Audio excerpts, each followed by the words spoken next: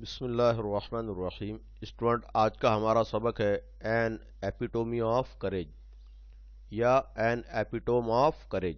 ایپیٹوم کا مطلب ہوتا ہے مجسمہ یا مثال، کریج مینس ہمت، ہمت کی مثال یا ہمت کا مجسمہ۔ We often tend to hide behind our weakness, disabilities, handicaps اور mourn over them our whole life through. ہم اکثر اپنی کمزوریوں، نااہلیوں اور مجبوریوں کو آڑ بناتے ہیں یا پھر زندگی بھر ان پر افسوس کرتے رہتے ہیں۔ Doctor Stephen Hawking, one of the greatest scientist of this century, did not do so. Doctor Stephen Hawking جو اس سینچری کے سب سے بڑے سائنسداں ہیں، انہوں نے ایسا نہیں کیا۔ In spite of suffering from a very rare and dreaded disease, Dr. Hawking continued his research undaunted۔ ایک بہت ہی کم پائی جانے والی اور خطرناک مرض میں مبتلا ہونے کے باوجود ڈاکٹر ہاکن نے حوصلہ نہیں کھویا اور حوصلہ کھوئے بغیر اپنی تحقیق کو جاری رکھا۔ His exemplary courage should inspire us to do our best even under trying سرکمٹنسز۔ ان کی اس مثالی ہمت سے ہمیں بھی یہ سبق ملتا ہے کہ مشکل حالات میں بھی ہم نے ہمت نہیں ہارنی چاہیے۔ He passed away on March 14, 2018۔ ان کا انتقال 14 مارچ 2018 کو ہوا۔ Exactly 300 years after the death of the great scientist Galileo, Dr. Stephen Hawking was born in Oxford, London on the 8th day of January 1942۔ عظیم سائنسداں گیلیلیو کے انتقال کے ٹھیک 300 سال بعد doctor Stephen Hawking Oxford London میں 8 جنوری 1942 کو پیدا ہوئے۔ Little did his parents know that one day their little boy would be hailed as one of the greatest scientists of this century۔ ان کے والدین کو کیا معلوم تھا کہ ان کا چھوٹا سا لڑکا ایک دن اس صدی کے عظیم ترین سائنسدانوں میں سے ایک سائنسدان مانا جائے گا۔ Neither could anybody imagine that his mind would soar up into space like light۔ اور نہ کوئی تصور کر سکتا تھا کہ ان کا دماغ خلا میں ایک روشنی کی طرح بلند ہوگا۔ More importantly, none could predict that he would be the very epitome of courage۔ سب سے اہم بات یہ کہ کوئی بھی پیشن گوئی نہیں کر سکتا تھا کہ وہ ہمت کا مثالی نمونہ بنے گا۔ Courage is a wonderful thing۔ ہمت ایک عجیب چیز ہے۔ It is that quality which makes people not to lose heart when faced with a great calamity۔ یہ ایک ایسی صفت ہے جو انسانوں کو کسی بڑی مشکل میں پڑنے پر بھی حوصلہ نہیں ہارنے دیتی۔ It would not be an exaggeration to say that Dr. Stephen Hawking, a living legend of cosmology, is the very personification of courage and hope۔ یہ کہنا مبالغہ نہیں ہوگا کہ ڈاکٹر اسٹیفن ہاکنگ جو اپنی زندگی ہی میں علم کائنات کے کسی داستانوی ہیرو کی طرح مشہور ہو گئے، اور ہمت اور امید کی مجسم صورت بھی۔ Except his mind, his whole body is bound to a wheelchair thanks to a cruel quirk of fate۔ بدقسمتی کا شکریہ کہ ان کے دماغ کے علاوہ ان کا پورا جسم ویل چیئر میں قید ہو کر رہ گیا۔ Yet he is one of the greatest scientists of this century۔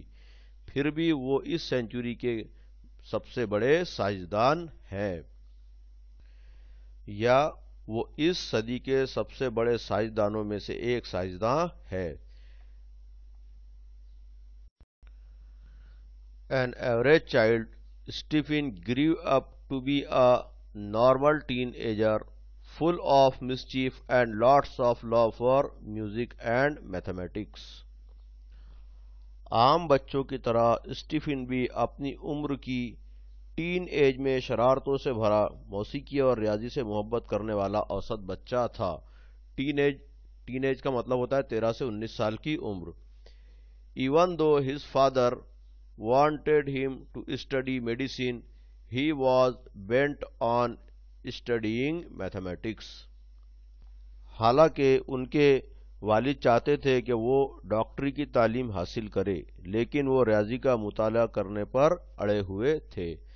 The University of Oxford at that time did not have a course in mathematics, so he opted to study physics instead. اس وقت میں Oxford university میں ریاضی کا course نہیں تھا، اس لیے انہوں نے فزکس کے مطالعے کا انتخاب کیا۔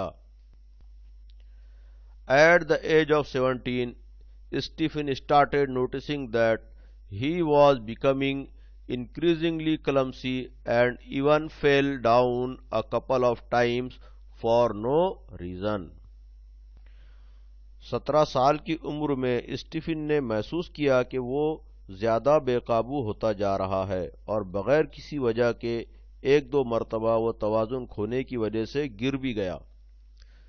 This perplexed him and went to see his family doctor, who diagnosed him as suffering from an extremely rare disease, ALS or LOU, Gerg's disease, that affects the nervous system and eventually weakens all the muscles of the body. اس چیز نے ان کو تشویش میں مبتلا کر دیا اور وہ اپنے خاندانی ڈاکٹر کے پاس گئے۔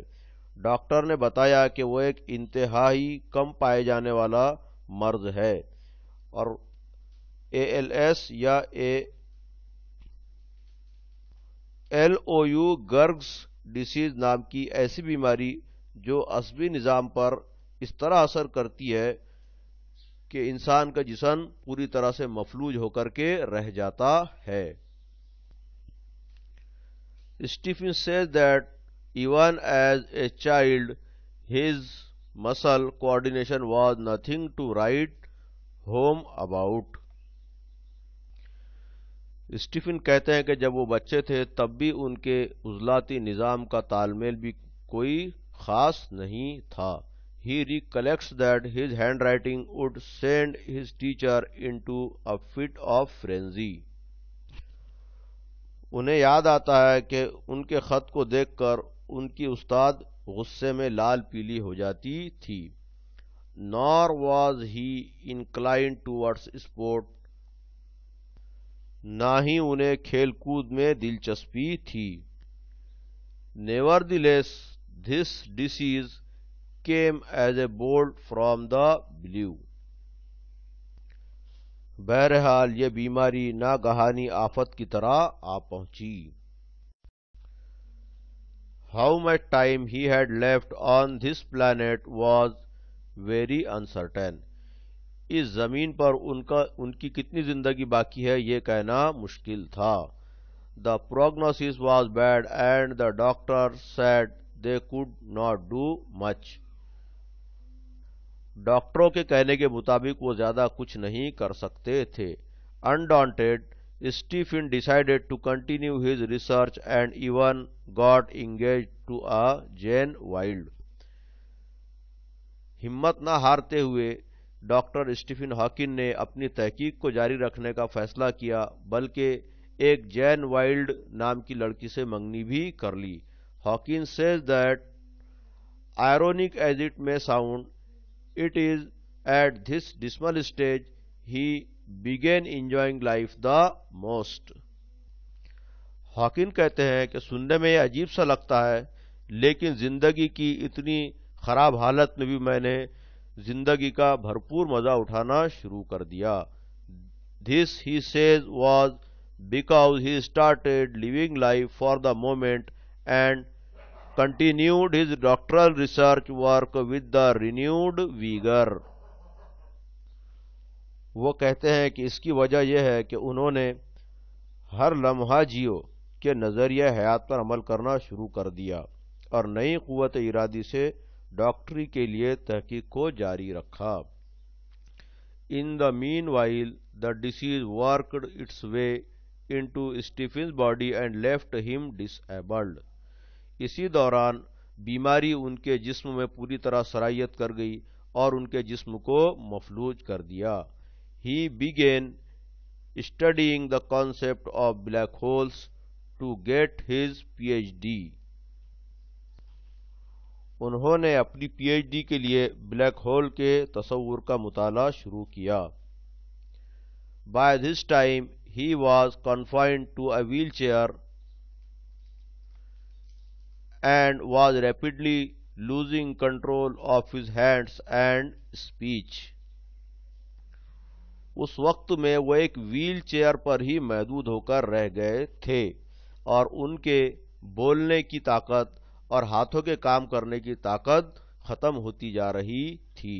The study of black holes sparked his imagination with the bright ideas. Black holes کے مطالعے نے ان کی قوت تصور کو شاندار اور نئے تصورات عطا کیے۔ He made many epoch-making statements that shook established theories. ان کے بیانات نے پہلے سے موجود مستحکم نظریات کو ہلا کر رکھ دیا۔ Scientists believe that the universe began with a big bang. سائنسدانوں کو یقین ہے یا سائنسدان مانتے ہیں کہ یہ کائنات ایک بڑے دھماکے سے وجود میں آئی ہے۔ To explain this concept better, Stephen invented what is known as lie algebra. اس تصور کو بہتر طریقے سے سمجھنے کے لیے اسٹیفن نے لائے الجبرا کا ایجاد کیا۔ Though confined to a wheelchair with no control over his body save a finger and with a computer to help him express his thoughts. جسم سے قابو ختم ہونے کے باوجود اور وہیل چیئر تک محدود ہو جانے کے باوجود ایک انگلی اور کمپیوٹر کی مدد سے وہ اپنی خیالات کا باقاعدگی سے اظہار کر سکتے تھے۔ Doctor Hawking is an authority on profound subject of science. Science کو گہرائی سے سمجھنے کے لیے یا باریکی سے سمجھنے کے لیے ڈاکٹر ہاکن ایک مستند شخصیت ہے۔ Numerous honorary doctorates and awards have been bestowed on him. انہیں بڑی تعداد میں ڈاکٹریٹ کی ڈگریاں اور انعامات کے لیے نوازا گیا۔ He is a fellow of the Royal Society and a member of US National Academy of Sciences.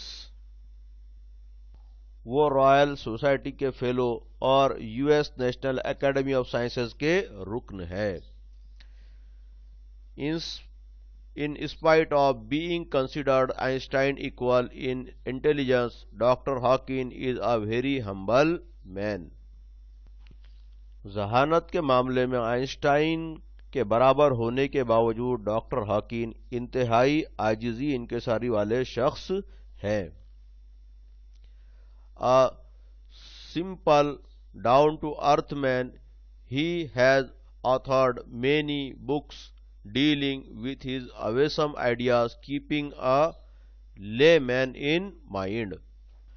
سادہ اور خاکسار مزاج کے مالک اس شخص نے عام آدمی کو ذہن میں رکھ کر اپنے حیرت انگیز خیالات پر مبنی کئی کتابیں تحریر کی۔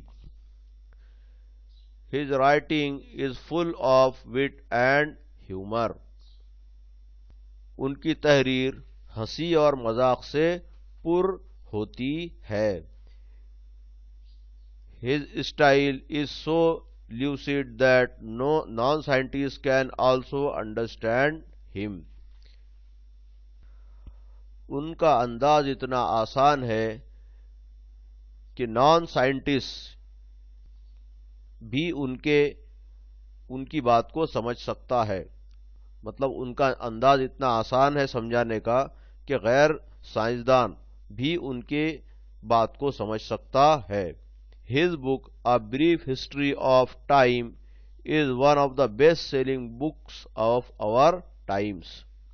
ان کی کتاب زمانے کی مختصر تاریخ ہمارے دور کی سب سے زیادہ بکنے والی کتابوں میں سے ایک کتاب ہے.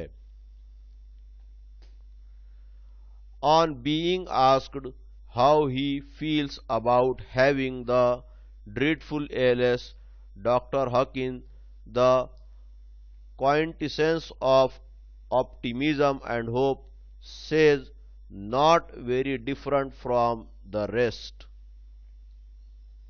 یہ پوچھے جانے پر کہ انہیں ALS جیسے بھیانک مرض میں مبتلا ہونے پر کیسا محسوس ہوتا ہے، امید کے مکمل نمونے ڈاکٹر ہاکن کہتے ہیں دوسروں کی بنسبت زیادہ الگ نہیں لگتا. I try and lead as normal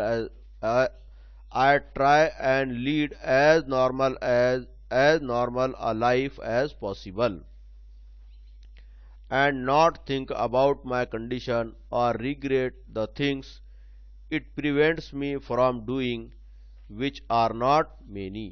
میں جہاں تک ممکن ہو معمول کے مطابق زندگی گزارنے کی کوشش کرتا ہوں اور گزارتا بھی ہوں، اور جو اس کی وجہ سے میں نہیں کر پاتا ایسی چیزیں بہت کم ہیں. Doctor Hawking firmly believes that in the next million, science will discover the core secret of the universe, its origin, its history, and maybe even predict its ultimate demise.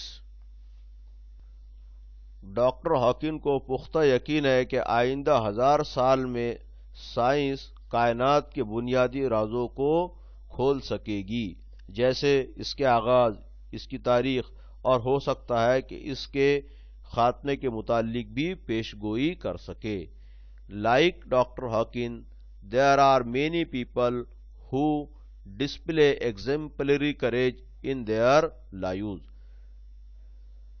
Doctor Hawking کی طرح اور بھی بہت سارے لوگ ہیں جو اپنی زندگی کے اندر ہمت کی مثال پیش کرتے ہیں. Let us salute all those brave people who, in spite of being disabled, strive to do their best.